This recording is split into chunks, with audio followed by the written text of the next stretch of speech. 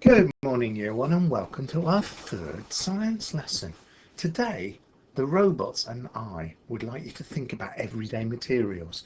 Think about what they're made of and think about how they're different. So have a look around your room and have a think, and have a look around your garden, have a think at the different materials and what things they are made of. So, what I want you to do is have a look.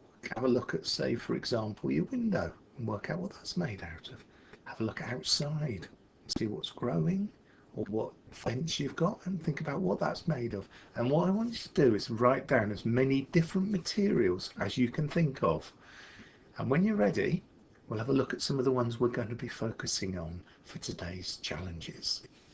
Okay, so grown-ups, pause the video, and when you're ready to start it again. Okay, welcome back, Year 1. So these are the different materials that we'd like you to think about and we'd like you to investigate. Wood, plastic, metal, glass,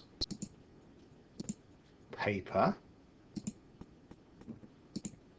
ceramic or clay, that's things like plates, grown-ups, and fabric, which is material, or cloth. Okay, so there are a series of challenges that the robots are going to share with you now. You do not need to do these all now. You can save them, you can work your way through them one day at a time. It's completely up to you because you're in charge of your learning for science this half term.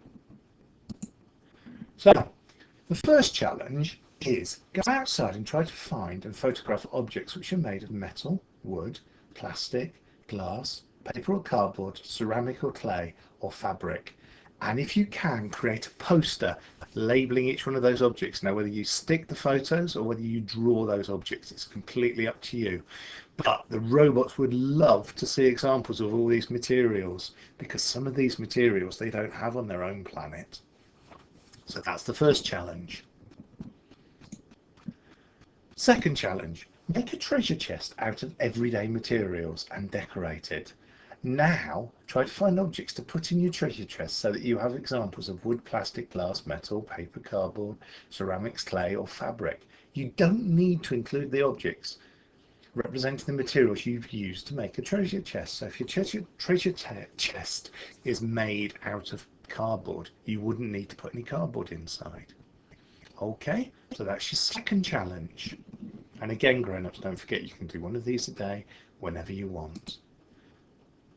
The next challenge is collect 4 or 5 objects made from the same material, for example, wood.